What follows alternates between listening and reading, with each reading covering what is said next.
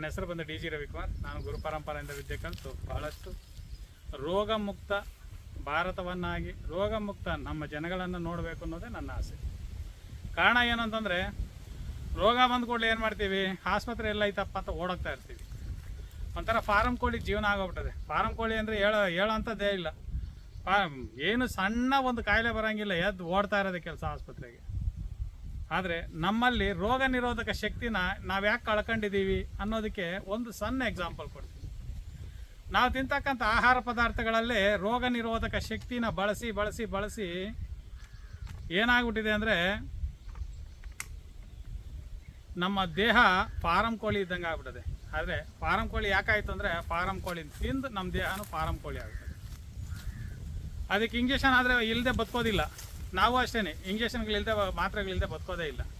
ಅಂತಹ ಸಮಸ್ಯೆಗಳು ನಾವು ಬಂದು ಕೂತಿದ್ದೀವಿ.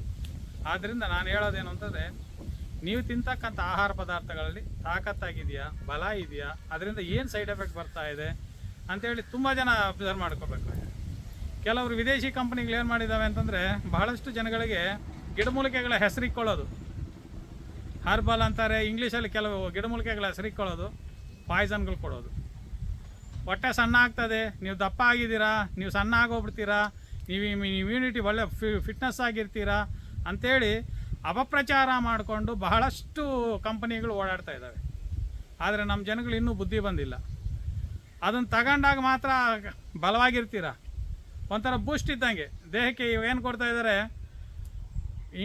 ಮೆಡಿಷನ್ ತಗೊಂಡಾಗ ನಾವು ಯಾವ ರೀತಿ ರೋಗಮುಕ್ತರಾಗಿ ಓಡಾಡ್ಕೊಂಡಿರ್ತೀವೋ, ತಗೊಳ್ಳದೆ ಬಿಟ್ಟರೆ ಏನಾಗ್ತೀವಿ, ಇಮಿಡಿಯೇಟ್ಲಿ ರೋಗ ಮತ್ತೆ ಸ್ಟಾರ್ಟ್ ಆಗ್ತದೆ. ಅದೇ ರೀತಿಯೇ ಈ ಬಂದಿರತಕ್ಕಂಥ ಔಟ್ ಆಫ್ ಕಂಪ್ನಿಗಳು ಏನಿದಾವೋ, ಅವು ತಗೊಂತಾ ಇದ್ದರೆ ಮಾತ್ರನೇ ನೀವು ತಾಕತ್ತಾಗಿರ್ತೀರ, ಫಿಟ್ನೆಸ್ ಆಗಿರ್ತೀರ.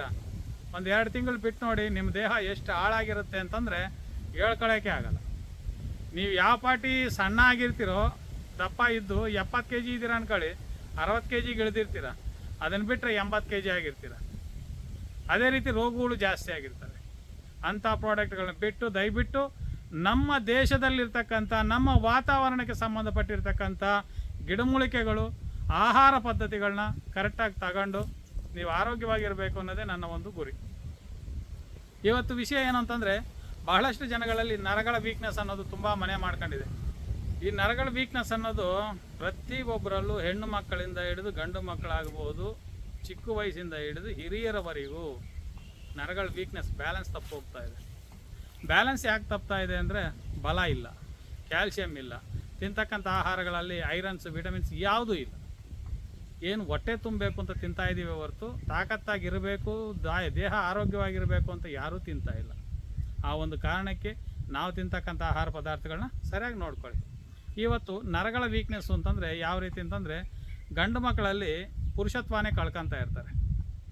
ಇನ್ನು ಕೆಲವರು ಹೆಣ್ಣು ಮಕ್ಕಳಲ್ಲಿ ನಿರುತ್ಸಾಹ, ಯಾವ ಕೆಲಸ ಮಾಡೋಕ್ಕಾಗಲ್ಲ, ಹೋಗಮ್ಮ ನನಗೆ ಸುಸ್ತಾಗ್ತಾ ಇದೆ ಅಂತ ಮಲ್ಕೊತಾ ಇರ್ತಾರೆ.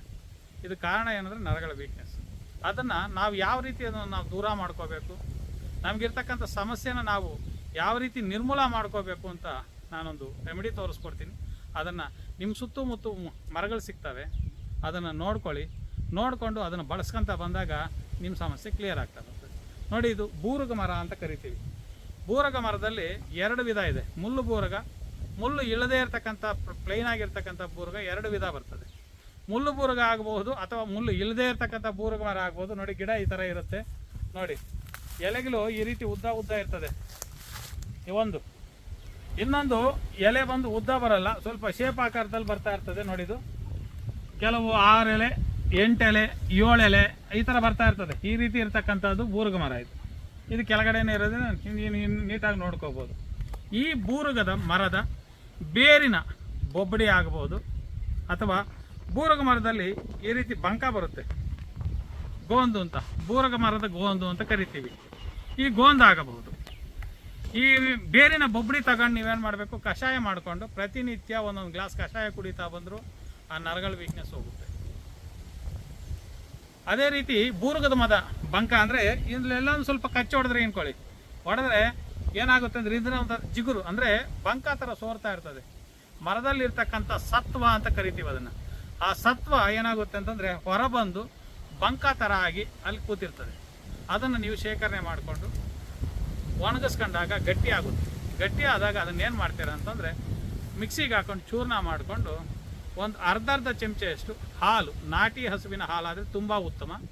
ನಾಟಿ ಹಸುವಿನ ಹಾಲು ತಗೊಂಡು ಈ ಒಂದು ಬೂರುಗದ ಮರದ ಬಂಕನ ಮಿಕ್ಸಿಗೆ ಹಾಕಿ ಪೌಡ್ರ್ ಮಾಡಿಕೊಂಡು ಒಂದು ಅರ್ಧ ಚಮಚೆಯಷ್ಟು ಆ ಹಾಲಿಗೆ ಮಿಕ್ಸ್ ಮಾಡಿಕೊಂಡು ಕುಡಿತಾ ಬಂದಾಗ ನಮ್ಮ ದೇಹದಲ್ಲಿರ್ತಕ್ಕಂಥ ಇಮ್ಯುನಿಟಿ ಪವರ್ ಜಾಸ್ತಿ ಆಗ್ತಾ ಬರ್ತದೆ.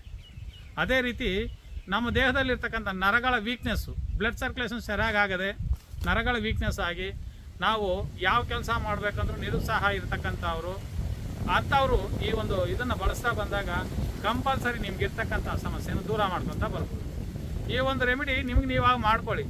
ಅಕಸ್ಮಾತ್ ನಮಗೆ ಸಿಗೋದಿಲ್ಲ ಸರ್, ನಾವು ಸಿಟಿಲಿದ್ದೀವಿ, ನಮಗೆ ತಂದ ಸಮಸ್ಯೆ ಜಾಸ್ತಿ ಇದೆ, ಎರಡನೇದು ಮದುವೆ ಆಗಿದ್ದೀವಿ, ಸರಿಯಾಗಿ ಪುರುಷತ್ವ ಕೆಲಸ ಮಾಡ್ತಾ ಇಲ್ಲ, ಎರಡನೇದು ಮಕ್ಕಳಾಗ್ತಾ ಇಲ್ಲ, 5 ವರ್ಷ ಆಗಿದೆ, 3 ವರ್ಷ ಆಗಿದೆ, 4 ವರ್ಷ ಆಗಿದೆ, ಮಕ್ಕಳಾಗ್ತಾ ಇಲ್ಲ, ಸ್ಪರ್ಮ್ ಕೌಂಟ್ ಡೌನ್ ಇದೆ, ಮೊಟಿಲಿಟಿ ಪ್ರಾಬ್ಲಮ್ ಇದೆ, ನಾನ್ ಮೊಟಿಲಿಟಿ ಜಾಸ್ತಿ ಇದೆ, ಈ ರೀತಿ ಸಮಸ್ಯೆ ಇರ್ತಕ್ಕಂಥವ್ರು ಆಗ್ಬೋದು.